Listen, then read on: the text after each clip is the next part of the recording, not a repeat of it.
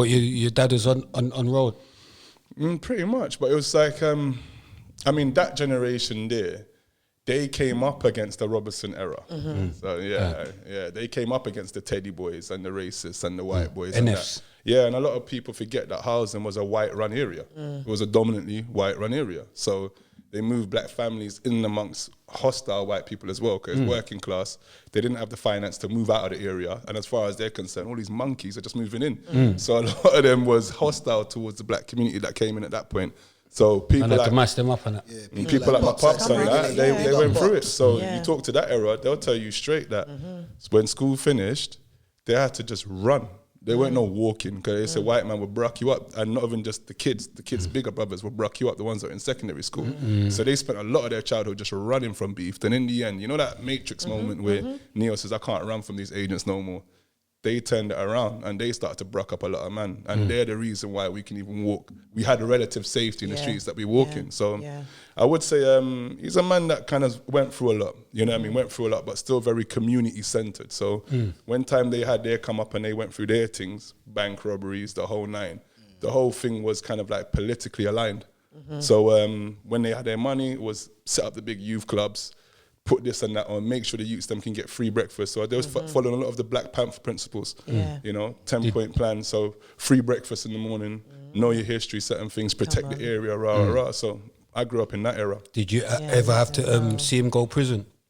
Yeah, see him go prison. But before the prison, it was a lot of raids on our house. So this is secondary school, primary school? This is end of primary going into secondary. How was that though?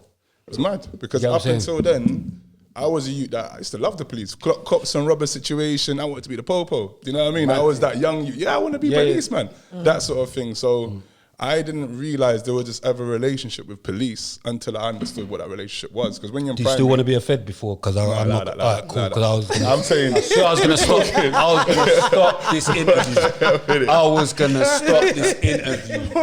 I swear I was going to press stop. Like, no, I just didn't know. No one told me you wanted to be a Fed in it. So, but anyway, hold on. Alright, cool. Context. Cool. I was 5, but it's cool. No, but you get what I'm saying. That's why I had to ask you. Do you still want to be one, or are we cool here? Yeah, we're good. No, we're more than good. I'm going to start saying allegedly. No, we're good. Cool. So around that time, I'd say a lot of young people at that point don't have any interaction with police. The interactions come through your older brothers, your pops, your uncles, if you understand. So those things kind of filter down to you. So when people say we've got a bad relationship with the police, the police are impacting us negatively. That's what that is. So up until then, I had no concept of police. It was only when I'm going to school in the morning. I was in secondary school at this time. I'm first year in secondary school, and I'll be going to school, wake up, and there's a white man around my bed. And I'm like, it's not a why, that's a situation. Oh my, I missed, but I missed. Thank you for that. Thank you. You had me, I'm moving to growing up here. I need to, you know what I'm saying? I probably let a few go. That's a why. That's a why. But let a few go is mad. But I'm saying, let's act growing up this week. All right, cool. You know what I'm saying? But it's true. Thanks everyone. All the feedback I'm getting from the Tommy episode. You lot I'm seeing. You lot have never seen me talk this. What did it say? Articulate. They said that's the most they've seen me, but I'm trying to be this again. All right, cool. So so that was it. That was my childhood. Like I wake up, police all around my house. Young man, grab your clothes. You got to go to school. And I was like, what's going on? Come downstairs, see my dad in handcuffs and that, cussing. Me kill or no? Kind of situation. I'm like, okay. Where's my dinner money? Mom's like, yeah, dinner money's over there, son. I got my dinner money. And I've gone, and you're walking past police. You know, you go down our balconies, police all along the balcony, police all the way downstairs, riot vans everywhere, and I'm on my way to school. So that was my first understanding of what police intimidation and violence really looked like, and it just followed through. It got more and more intense as the years went on. That's why man have to commend you to how you're dealing with life now, bruv. Like that's enough to turn man bitter to the end. Do you get what I'm saying? But yeah, we're gonna get to how you. But yeah, so what was you good at in secondary school?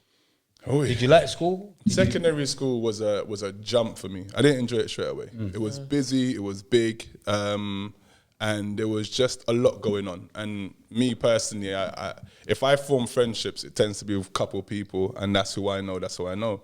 Secondary school, I didn't get to none of the secondary schools I wanted, so then I had to go to St. George's, which was made at Vale, which was quite some way away. It was either Cardinal Hinsley's. Your school. And Cardinal Hinsley was like, no, mum, that's the gay guy school. Or guy school. So I was fighting. Listen, I was like, listen, homeschool. We don't edit. Now, hold on a minute. Now, I'm saying, as a grown folk I now, can do what I do. I'm fine with that. You know the ones that, we're fine with that community. Definitely. But as a youth man, and being from the Caribbean culture and certain things, it was like, Lord have mercy, I can't believe my mom's gonna do this to me. So then it was like, all right, cool. Well, if you want to go to a school that's mixed, you're gonna have to travel all the way to Maidaville. So I was like, cool. I'm doing that. So that's where that started. But I had no friends there. Nobody that was a remnant from my old school coming into this one had to make friends again. And as I said, I was shy. So first year was quite intimidating. But by the second year, third year, love school. Then it switched because we had lower school. St. George's them time, then upper school. Yeah. So then it switched into just the upper school, basically. And that weren't a great time for me. But that's because of personal life. Well, parents split around this point. So we're saying around fourth year, secondary school, parents split at that point. And even though my dad was around, he weren't hands-on in that sense, but it was enough where his presence means a lot. Yeah. And when he is around, like, know yourself, innit? I see my dad He's a militant man. I see my dad do a lot of stuff where, like, know your skin, I know what's going on. I know what's going on. We've been in East London and surrounded by racists and see my dad come out of the situation and every man broke up. And I'm like, okay, you know, like the films. Yeah. So I'm like, cool. So he's not a man to be messed with on that front. So it's like your security. You feel like your security is and that's what he done security as well. So them man is doing security, securing carnivals, securing beer things. These guys were squatting, you know, over 200 keys for no apparent. So but you know, like when your dad's gone, it's like your security. Like I'm trying to keep pushing this narrative. In terms of emotional, I'm trying to keep pushing this narrative. You know, like the dad's got. I'm going mad.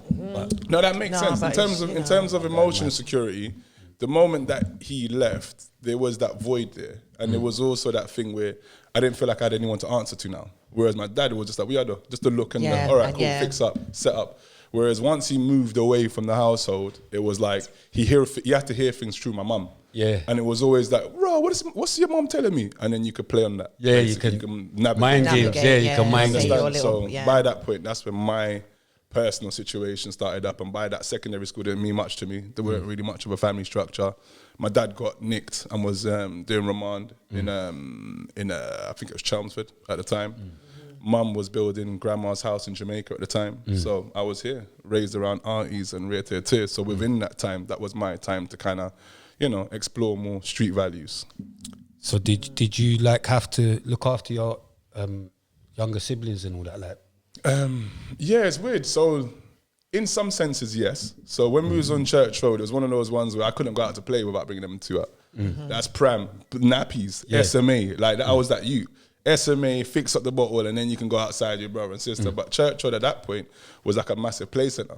You didn't even need to send a youth play centre. In fact, if you got sent to play centre, you're screwing. Because there's so much vibes more on the block. Outside, you're upset. Like, why do you do that? Like, I need to be on the block. So on the block, every day was vibes. As a youth that was into music, because of my dad's access and stuff, I was the one with all the sound equipment. I was the one with... What music was you into? Like R&B, heavily. R&B. This is before hip-hop even turned hip-hop. It was... R&B and ragga at that point was all I could be. You understand? So early 90s. Right, there you go. I had the decks, I had the techniques, I had the mixing desk, I had the big speakers. Come on. From you got the techniques. You know what's going on. All right, certain man though. So it was speakers by the window. That's how we used to set up. Like I put my speakers through the window, putting my music on full crank, and it's going throughout the whole estate. No one ain't telling me nothing. Everyone likes the tunes. I'm playing adult tunes. So everyone's like, make it go on. So every day on the block was just vibes. So yeah, in terms of looking after my brother and sister, that was part of my responsibility. Can't leave the house unless you leave them with them. Yeah. So it was big man stress from a liquor you.